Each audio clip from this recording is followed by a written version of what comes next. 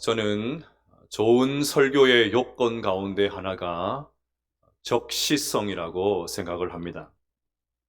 즉, 성도들의 삶의 자리를 잘 반영을 하고 또 성도들의 필요를 따라서 그리고 세상에서 일어난 일에 대해서 무관심하지 않은 설교가 좋은 설교라고 생각합니다. 이런 측면에서 이번 주 설교 준비는 무척이나 힘이 들었습니다. 우리가 다 알고 있는 대로 국가적으로 엄청난 사건이 있었기 때문입니다. 도무지 집중할 수가 없었습니다. 이런 상황에서 오늘 설교가 어떤 의미가 있을까? 성도들에게 무슨 적절한 대답이 될 수 있을까? 너무 답답했습니다. 물론 그 답답함은 지금도 계속되고 있습니다. 아마 많은 분들이 저와 같은 마음으로 이 자리에 앉아 계실 줄로 압니다. 상투적이지만 그럼에도 기도밖에 답이 없습니다. 우리 조국 대한민국을 위해서 기도하십시다.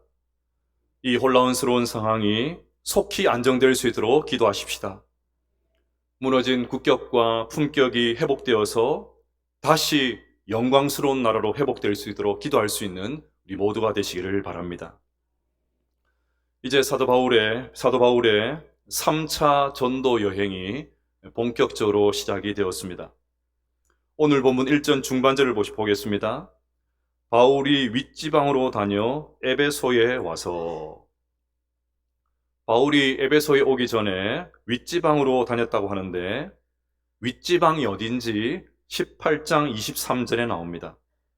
얼마 있다가 떠나 갈라디아와 부르기아 땅을 차례로 다니며 모든 제자를 굳건하게 하니라. 조금 더 자세하게 말씀을 드리면 바울은 에베소에 도착하기 전 1차 전도 여행 때 방문했던 더베, 루스라, 이고니온, 비시디아 안디옥을 거쳐서 에베소에 왔습니다. 바울이 이렇게 한 이유는 쉽게 알 수가 있지요. 수년 전에 만났던 성도들을 다시 만나서 그들을 말씀으로 세우기 위해서 그랬던 것입니다. 1절을 다시 보면 에베소에 도착한 바울이 어떤 제자들을 만났습니다. 성경에서 제자는 일반적으로 예수님을 믿는 사람들을 지칭할 때 사용하는 말입니다. 그런데 바울이 예수님을 믿고 있는, 이미 믿음이 있는 제자들에게 2절에서 갑자기 돌발 질문을 던집니다. 이르되 너희가 믿을 때에 성령을 받았느냐? 이르되 아니라 우리는 성령이 계심도 듣지 못하였노라. 바울이 던진 질문을 여러분에게도 던져보겠습니다. 여러분들은 예수님을 믿으실 때 성령을 받으셨습니까? 어떤 특별한 체험을 하신 분들은 자신 있게 받았다 할 것이고, 별로 그런 기억이 없는 분들은 긴가민가하지요. 모태신앙인 저도 성령 받은 기억이 없습니다. 소위 말해 성령 체험, 그런 기억이 없습니다. 아마 대부분들이 그러실 것입니다. 그런데 우리만 그런 것이 아니라 믿을 때 성령을 받았느냐, 이 질문은 신학적으로도 상당히 논란이 많은 구절입니다. 교단별로 주장하는 바가 극명하게 나뉩니다. 자, 그래서 오늘은 이 부분을 먼저 정리하면 좋겠습니다. 성령 세례에 대해서 크게 세 가지 주장이 있습니다. 첫 번째는 전통적인 입장인데, 전통적인 입장을 가지신 분들에게 믿을 때 성령 받으셨습니까? 질문하면 네, 받았습니다. 그렇게 대답합니다. 대표적인 성경 구절이 고린도전서 12장 3절입니다. 또 성령으로 아니하고는 누구든지 예수를 주시라 할 수 없느니라. 예수님이 나의 구주이십니다. 예수님께서 나의 구원자이십니다. 이 고백은 내 의지로 된 것이 아니라 성령님께서 임하셨기 때문에 그런 고백을 할 수 있다는 것입니다. 내가 의식하건 의식하지 못하건 성령님께서 임하셨기 때문에 이 고백을 할 수 있다는 것입니다. 뭐 대단하고 특별한 체험이 없어도, 그런 경험이 없어도 성령님께서 임하셨기 때문에 예수님을 나의 구주라고 고백할 수 있게 되었다는 것입니다. 그러니 성령 받은 사람들은 추가로 다른 성령을 받을 필요가 없다. 그것이 전통주의 입장입니다. 자, 그러면 당장에 질문이 생기지요. 오순절 성령 강림. 오순절 날 성령님께서 임하셨는데 이때 이미 예수님을 믿는 제자들과 성도들에게 오순절 성령 강림이 임한 것이 아니냐. 그때 임했던 오순절 성령 강림은 뭐냐? 이런 질문이 생깁니다. 전통적인 입장은 그것을 예외적인 사건으로 해석합니다. 이제 본격적으로 교회 시대가 열렸고 하나님의 새 창조의 역사가 시작되었다는 것을 모든 사람들이 볼 수 있도록 오순절 성령 강림과 같은 특별한 방식으로 하나님께서 알려주셨다는 것입니다. 그래서 전통주의 입장에서는 중요한 것은 또 다른 성령 체험을 하는 것이 아니라 이미 내 안에 있는 성령님, 내주하고 계신 성령님의 인도하심에 순복하며 사는 것입니다. 생각하고 판단하고 결정하고 행동하는 모든 것을 성령님께 맡기는 것입니다. 성령님께서 나를 다스리시는 영역이 점점 넓어지는 것입니다. 시간이 지나면서 점점 주님을 닮아가고 성령의 열매가 주렁주렁 맺히는 것입니다. 전통적인 입장에서 이것을 성령 충만이라고 말을 합니다. 두 번째는 중도적인 입장입니다. 20세기의 최고의 설교자라고 하는 영국의 로이드 존스 목사님이 이 입장을 지지합니다. 만약에 로이드 존스 목사님에게 믿을 때 성령 받으셨습니까? 그렇게 질문을 던지면 받았다고 대답을 합니다. 예수님을 믿고 구원받는 것은 틀림없이 성령의 역사라고 말을 합니다. 로이드 존스 목사님은 이것을 중생의 세례, 거듭남의 세례라고 불렀습니다. 자, 그런데 이미 성령 받은 구원받은 성도도 하나님께서 특별한 사역을 위해 부르실 때, 더 강력한 사역을 위해서 사용하실 때 성령님을 부어주신다고 주장을 합니다. 로이드 존스 목사님이 이것을 성령 세례라고 불렀습니다. 성경에 나오는 하나님 앞에 특별히 쓰임받았던 사람들, 교회 역사에서 기라성과 같이 쓰임받았던 믿음의 선배들, 전부 다 성령 세례 받았기 때문에 능력 있는 사역을 감당할 수 있었다는 것입니다. 따라서 로이드 존스 목사님의 주장대로 하면 우리 모두는 중생의 세례는 받았지만 성령 세례는 안 받을 수도 있습니다. 성령 세례를 못 받았다고 해서 전혀 열등한 것 아닙니다. 받았다고 해서 내가 영적으로 우월한 것도 아닙니다. 왜냐하면 성령 세례는 우리가 노력해서 얻는 것이 아니라 하나님께서 특별한 사역을 감당하기 위해서 특정한 사람에게 부어주시는 것이 되기 때문입니다. 세 번째는 급진적인 입장입니다. 이것은 흔히 순복음 교회와 같은 오순절 전통에 있는 교회에서 주장합니다. 그들은 오늘 본문 너희가 믿을 때 성령을 받았느냐 이 구절을 너희가 믿은 후에 성령을 받았느냐 이렇게 해석을 합니다. 오순절 개통에서는 성령님의 역사로 예수님을 믿는 것을 인정을 합니다. 그들이 이것을 1차 축복이라고 말합니다. 그런데 여기서 그치지 않고 2차 축복을 반드시 받아야 된다고 주장을 합니다. 여러분 성도님들 가운데 미지근하게 신앙생활하는 분들이 계시지요. 차지도 않고 뜨겁지도 않고 물에 물 탄 듯 술에 술 탄 듯 미지근하게 이것도 아니고 저것도 아니고 겨우 명맥만 유지하는 그런 분들이 계십니다. 그런데 이런 분들이 어느 날 갑자기 180도로 달라집니다. 눈빛도 달라지고 말도 달라지고 태도도 달라지고 그렇게 좋아했던 세상인들 딱 끊어버리고 교회 생활도 열심히 하고 온갖 봉사도 도맡아합니다. 오순절에서는 그런 사람들이 성령 세례를 받았기 때문에 이런 일들이 벌어지게 되었다, 이렇게 주장을 합니다. 자, 그런데 오순절에서는 성령 세례를 받을 때 반드시 수반되는 것이 방언이라고 합니다. 방언을 매우 강조합니다.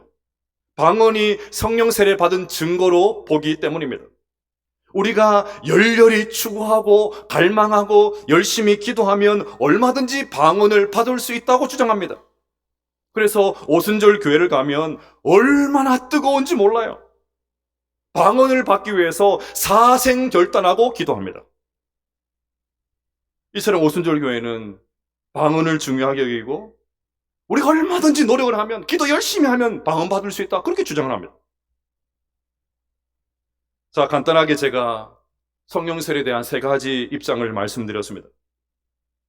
뭐가 맞는 것 같습니까?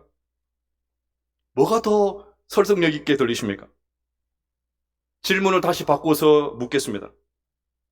여러분은 성령님을 받으셨습니까? 이 질문에 대한 대답으로 사도 요한의 대답 1가지, 그 사도 바울의 대답 2가지를 살펴보겠습니다. 먼저 사도 요한의 대답입니다. 요한복음 3장 8절을 읽어보겠습니다. 시작. 바람이 임의로 불매 내가 그 소리는 들어도 어디서 와서 어디로 가는지 알지 못하나니 성령으로 난 사람도 다 그러하니라. 아멘.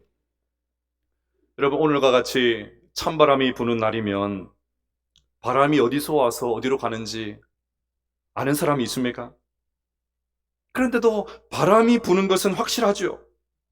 마찬가지로 성령님께서 어떻게 내 안에 들어오셨는지는 모르겠지만 내가 성령을 받았기 때문에 예수님을 나의 구원자로 고백을 하고 하나님을 아버지라 부를 수 있게 되었다는 것입니다. 이미 내 안에 성령님께서 들어오셨기 때문에 하나님의 말씀대로 살려고 노력도 하고 죄를 지으면 회개하고 싶은 마음도 일어나고 할 수 있는 대로 교회를 위해서 헌신하려는 마음도 생기게 된다는 것입니다. 예수님을 모르는 사람들을 보게 되면 긍휼의 마음이 생겨서 어떻게 하면 저분들을 전도할 수 있을까? 그 고민하면서 살게 된다는 거예요. 이제 사도 바울의 2가지 대답을 들어보겠습니다. 요한복음 8장 14절과 15절 읽어보겠습니다. 시작. 무릇 하나님의 영으로 인도함을 받는 사람은 곧 하나님의 아들이라.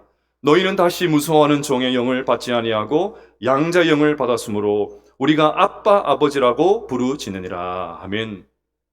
여러분, 하나님을 아빠 아버지라고 부르고 계십니까? 하나님을 아버지 아버지 소리치시면서 기도하고 계십니까? 그것이 가능한 이유는 우리가 하나님의 영, 즉 성령님의 영의 인도함을 받고 있기 때문입니다. 고린도전서 12장 3절 말씀도 읽어보겠습니다. 시작. 그러므로 내가 너희에게 알리노니 하나님의 영으로 말하는 자는 누구든지 예수를 저주할 자라 하지 아니하고 또 성령으로 아니하고는 누구든지 예수를 주시라 할 수 없느니라. 아멘. 여러분, 예수님께서 여러분의 주인이십니까? 정말 예수님을 나의 주, 나의 하나님으로 고백하십니까? 어떻게 그것이 가능합니까? 어떻게 2000년 전에 예수님께서 십자가에 죽으신 거 우리는 못 봤잖아요. 못 봤음에도 불구하고 어떻게 이 엄청난 고백을 우리가 할 수 있습니까? 어떻게 세상 사람들이 황당하다고, 예수가 부활했다고, 그런 황당한 이야기가 어딨냐고 그렇게 얘기하는데 어떻게 엄청난 이 고백을 할 수가 있습니까? 이유는 하나밖에 없습니다.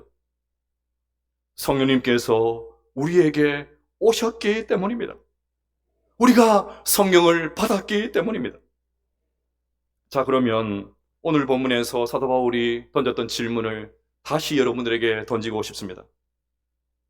여러분들은 믿을 때 성령을 받으셨습니까? 역시 장로교인이에요. 다시요. 여러분, 믿을 때 성령을 받으셨습니까? 예! 우리는 믿을 때 성령을 받은 줄로 믿습니다. 그러면 성령 세례에 대한 전통적이고 중도적이고 급진적인 입장 가운데 무엇이 더 성경적입니까? 저는 전통적인 입장이 더 성경적이라고 생각을 합니다. 그래서 기억하십니까? 지난 2월 4일 오순절 성령 강림 사건도 전통적인 입장에서 해석을 하면서 제가 설교를 했습니다. 하지만 그렇다고 해서 중도적이고 이 급진적인 입장이 무조건 틀렸다고 단정해서는 안 됩니다. 성령님의 역사를 제한해서는 안 됩니다. 나의 이 미천한 경험으로 어떻게 성령님에 대해서 이래나 저래나 할 수가 있습니까? 내 작은 지식으로 어떻게 성령님이 하시는 그 사역을 평가할 수가 있습니까? 솔직히 말씀드리면 전 세계적으로 지금 가장 부흥하고 있는 교파는 오순절 교단입니다. 그렇게 성경적이다 주장하는 장로교, 우리나라에서만 장로교지 미국에 가도 장로교는 너무나도 소수예요. 너무 근엄해가지고 막 들어오면 막 질식시켜버려요. 성령님께서 막 역사하시려고 하는데 그거 아닙니다. 성령님도 너무 답답해가지고. 전 세계적으로 오순절 교단이 엄청난 부흥을 하고 있습니다. 그러니 성령 세례에 대한 신학적인 논쟁보다 훨씬 더 중요한 것은 성령 받은 우리가 내 안에 성령님께서 계신데 성령 받은 우리가 성령님의 인도하심 앞에 순복하고 살아가느냐, 이것이 훨씬 더 중요합니다. 매일매일의 순간 속에 성령님을 인식하고 그분께 내 삶을 맡기느냐, 그것이 훨씬 더 중요합니다. 내가 지금 말씀을 따라 살아가느냐, 그것이 훨씬 더 중요합니다. 여러분, 이 자리에 방언하시는 분들 계시죠? 방언 은사 가지신 분들 계시죠? 영적으로 내가 우월해서 방언한다, 그것이 아니고 하나님께 주신 이 방언의 은사를 잘 사용해야 됩니다. 반대로 방언을 무시하고 평가절하하는 것도 조심해야 돼요. 이것도 엄청난 교만입니다. 제가 중보기도 할 때 늘 드는 예화 하나가 있습니다. 제가 10대와 대학 시절에 한국교회 안에 경배와 찬양이라는 선교단체가 엄청난 영향을 끼쳤습니다. 그 단체를 이끄는 하아무개 선교사님을 추종하는, 따르는 사람들이 굉장히 많았어요. 저도 그런 사람 중에 한 명이었습니다. 여름이 되면 배낭 하나 메고 경기도 여주까지 대중교통 이용해가지고 그 먼 길을 집회 참석하려고 그렇게 다녔습니다. 집회가 무려 5박 6일, 월요일부터 토요일까지 그렇게 진행되는 집회인데도 막 열심히 쫓아다녔어요. 집회의 하이라이트는 안수기도였습니다. 그 많은 참가자들이 일렬로 쭉 줄을 서면 선교사님께서 머리에 손을 얹고 안수기도를 해주셨습니다. 그런데 머리에 손을 대기도 전에 쓰러지고 몸을 막 흔드는 분들이 계셨어요. 저는 머리끝부터 발끝까지 정통 고신이거든요. 어릴 적에 막 한 번도 그런 걸 본 적이 없어요. 제가 어릴 적에는 교회 안에서 막 방언기도 하면 막 쫓겨났습니다. 쫓겨나서. 박수가 뭐면 박수도 못 치고 찬양하고 얼마나 근엄한지. 그런 분위기에서 자랐기 때문에 안수 기도를 하는데 쓰러지고 막 몸을 흔든다? 너무너무 충격적이었어요. 점점 제 차례가 다가오는데 생각이 많아졌습니다. 나갈까? 이건 아닌 것 같아서 나갈까? 근데 다 보고 나만 나가면서 이상할 것 같고, 더 불안은 내가 쓰러질까? 다 쓰러지는데, 한 명도 빠지면 다 쓰러지는데 내가 쓰러질까? 여러분, 제가 기도받고 쓰러졌을까요? 안 쓰러졌을까요? 어떻게 그렇게 믿음이 없으십니까? 저는 안 쓰러졌습니다. 선교사님의 당황한 기색이 역력했습니다. 그리고 안 쓰러지니까 나중에 미시더라고요. 밀더라고요. 그래서 제가 선교사님의 체면을 위해서, 그리고 뒤에서 기다리는 분들의 순서를 위해서 쓰러져 드렸습니다. 여러분, 저는 쓰러지는 것을 가소평가하지 않습니다. 이것도 뭐 성령의 역사라고 할 수도 있겠지요. 저는 지금도 성령님께서 치유의 역사도 하시고 온갖 기적도 베푸신다고 믿습니다. 하지만 쓰러졌다고, 안수기도 받고 쓰러졌다고 신앙이 달라졌습니까? 획기적인 변화가 있었습니까? 갑자기 인격의 변화가 일어났습니까? 성령의 열매가 막 마구마구 맺혔습니까? 너무 획기적으로 변해가지고 안수기도 받고 쓰러진 다음에 사람들이 와, 당신 보니까 너무너무 달라졌네. 옆에 있는 사람들이 막 다 그것을 보고 이렇게 찬사를 보내고 그렇게 일들이 일어났습니까? 쓰러진 이후에 아무 일도 없었더라. 그러니 여러분, 내 안에 있는 성령님과 늘 동행하면서 일상에서 성령님과 교제하는 것을 기뻐하고 조금이라도 더 주님 닮은 사람으로 변화되는 것, 그것이 훨씬 더 중요합니다. 예배 때마다 성령님 하는 것이 아니고 교회 문을 박차고 나가서 여러분의 일상에서, 여러분의 가정에서 아무도 보는 사람이 없을 때 내 안에 계신 성령님 의식하고 그 하나님 앞에서 살아가느냐, 그것이 훨씬 더 중요합니다. 이런 측면에서 결론적으로 6절 말씀을 살펴보면서 설교를 마치겠습니다. 6절 말씀 같이 읽어볼까요? 시작. 바울이 그들에게 안수하며 성령이 그들에게 임하심으로 방언도 하고 예언도 하니. 아멘. 오순절에 속한 신학자들은 이 본문을 보고 봐라, 성령님께서 임하시니까 방언하지 않냐? 자신들의 신학적인 주장을 뒷받침하는 성경 구절로 이 구절을 삼을 것입니다. 네, 여기 나오는 방언, 우리가 흔히 알고 있는 혀가 꼬부러지고 이해할 수 없는 말을 하는 것일 수도 있습니다.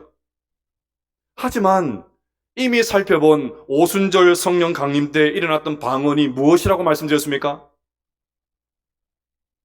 2월달에 하니까 다 잊어버리셨어요? 오순절 성령 강림 때 임했던 방언이 무엇이었습니까? 외국어였습니다. 오순절날 성령님께서 임하시자 평소에 다른 나라 언어를 사용했던, 그래서 도무지 서로의 말을 알아듣지 못했던 사람들이 자신들이 난 곳 언어로 그 말을 알아듣게 되었습니다. 즉 사람들 간에 소통이 일어났던 것입니다. 성령의 역사로 일어난 방언이 우리에게 주는 가장 중요한 도전은 사람들 간의 소통입니다. 따라서 방언하시는 분들, 천상의 말로 하나님과 소통하는 것 너무너무 귀한 일이에요. 그러면 내가 방언을 통해서 천상의 언어로 하나님과 소통한 것을 넘어서 정말 방언하는 사람들은 옆에 있는 사람들과 소통이 일어나야 됩니다. 아무리 하나님 앞에 방언해서 기도해도 사람들과 관계가 다 깨어지면 그건 바른 방언이 아니에요. 바른 하늘의 언어로 말미암아 하나님과 깊은 관계가 나가게 되었다면 내 삶을 통해서 사람들과 소통이 일어나는 것. 이것은 방언의 은사 받은 분만 해당되는 것 아닙니다. 앞서 말씀드린 대로 이미 우리는 성령 받았습니다. 우리 안에 성령님께서 계십니다. 그러면 성령 받은 우리에게 소통이 일어나야 됩니다. 서로 자기 말만 쭉 늘어놓고 하는 것이 아니고 그런 불통이 아니라 소통의 역사가 일어나야 됩니다. 여러분, 우리 모두 어떤 언어를 사용하고 있습니까? 모르세요? 한국어 쓰고 있잖아요, 한국어. 한국어를 쓰는데 한국어를 사용하고 있음에도 불구하고 불통이 너무 많지 않습니까? 소통이 되지 않는 부부, 소통되지 않는 부모 자식들, 소통이 불가능한 직장 동료들, 서로 자기 말만 하는 교인들 있지 않으세요? 다른 사람 말만 죽어라 듣지 않고 그냥 끝까지 자기 말만 하는 거예요. 다른 사람 말에 일체 귀를 기울이지 않고 끝까지 자기 말만 합니다. 자기 주장만 합니다. 이게 불통입니다, 이게. 우리나라가 이 엄청난 위기 상황을 당한 이유도, 그 이유 중에 하나도 결국 불통 아닙니까? 예수님을 나의 구주로 믿는 우리에게 이미 성령님께서 오셨습니다. 성령 받은 우리는 소통의 사람이 되어야 될 줄로 믿습니다. 우리 모든 관계 가운데 소통의 역사가 일어나는 진정한 성령의 사람 되시기를 주님의 이름으로 축복합니다. 또 성령 받은 사람은 예언했다고 합니다.